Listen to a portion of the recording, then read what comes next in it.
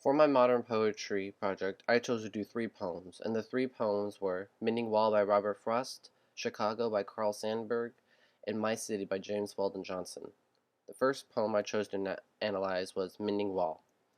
Some background information about Robert Frost was that he was one of the most beloved and criticized poets of the 20th century. He received more awards than any other poet during this century.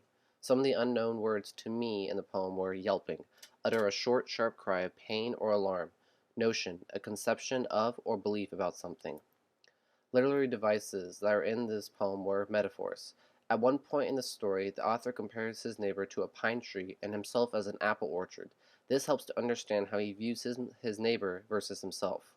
The overall theme of the poem is tradition. When the neighbor says good fences make good neighbors, we can see that this has been a tradition and custom for many generations. This philosophy has then been passed down from generation to generation, and the neighbor does not want to give up the tradition in fear of upsetting his family. In this poem, Robert Frost talks about a wall that separates himself from his neighbor in the first stanza. At spring, the two meet at the wall and make any repairs that are needed to the wall. Throughout all the stanzas, he believes there is no reason for the wall to be kept, because there is nothing to contain except apple and pine trees. In this quote, why do they make good neighbors? It shows that he continues to ask the question, what is the point of the wall? What purpose is it serving? To him, there is nothing to contain within the wall, so he feels it is unnecessary. I believe the tone of the poem is a tone of annoyance. Why do they make good neighbors? Isn't it where there are cows? But here there are no cows. This quote is stating how he thinks there is no need for the wall, because there is nothing to contain, and walls do not make good neighbors. But his neighbor disagrees and is starting to get annoyed by this. One of the modern elements in this poem was separate but together. And this is a visual representation of the poem, and it shows that a wall that separates one yard or land from another land. The second poem I chose to now analyze was Chicago by Carl Sandburg. Carl Sandburg worked as a milk truck driver, bricklayer, carpenter's assistant, house painter, traveling salesman, and journalist before he was a poet. He grew up in Galesburg, Illinois, and was the son of a Swedish immigrant. Some unknown words in the poem to me was wanton, and it means deliberate and unprovoked, sneer, a contemptuous or mocking smile, remark, or tone. Slugger, person who throws hard punches. One literary device that was used in this poem was personification. The author compares the city to things people do, and this helps people to be able to connect with the city of Chicago. One of the themes of this story is the theme of love. The author Carl Sandburg loved his city very much, even its faults. In this quote, we can see that he thinks very highly of his city.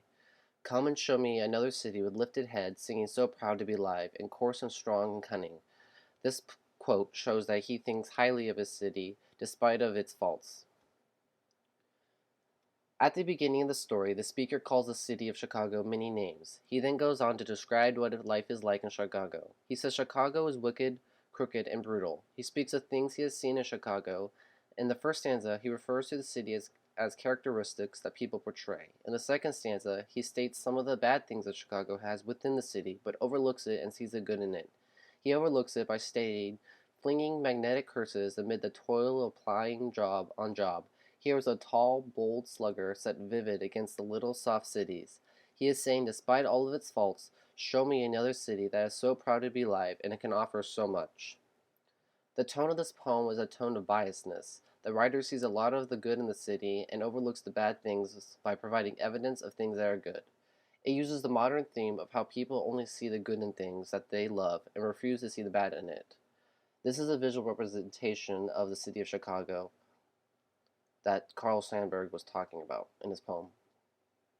The third and last poem that I chose was My City by James Weldon Johnson.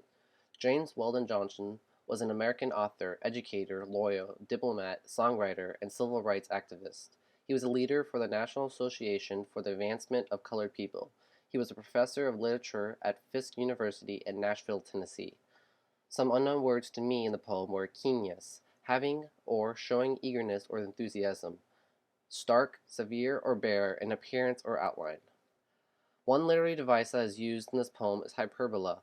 He uses this device when he says, I come down to sleep, death's endless night. He exaggerates how long night is, and it helps us to realize and understand how much he really loves the city, and how eager he is for it to be day so he can enjoy his city. The author's tone is a tone of sadness. In the quote, "O God, the stark, unutterably pity, to be dead and never again behold my city," it shows how he will be very saddened about having to leave his city. This poem talks about when the narrator dies, he will not miss nature, but he will miss the city and all of the things it offers people. He also states that he will miss the bright world. In this quote, "What to me, then, will be the keenest lost? Will it be that no more I shall see the trees, or smell the flowers, or hear the singing birds, or watch the flashing streams, or patient herds? No, I am sure it will be none of these." It shows that he will miss the sights and sounds of his city, not the birds, trees, or the flowers. The theme of the story is that people hold their city dear to their hearts. But Manhattan's sights and sounds, her smells, her crowds, her throbbing force, the thrill that comes from being of her a part, her subtle spells, her shining towers, her avenues, her slums. This quote shows that the narrator will not miss the birds or trees, but the sights and sounds of his beloved city. It relates to the era of modern literature by stating how the world is perceived by how we say it is. In this case, it is the city, and the city is perceived by the way the author depicts it. And this is a visual representation of a city that I like to think that James Weldon Johnson was referring to in his poem. And those are my works cited.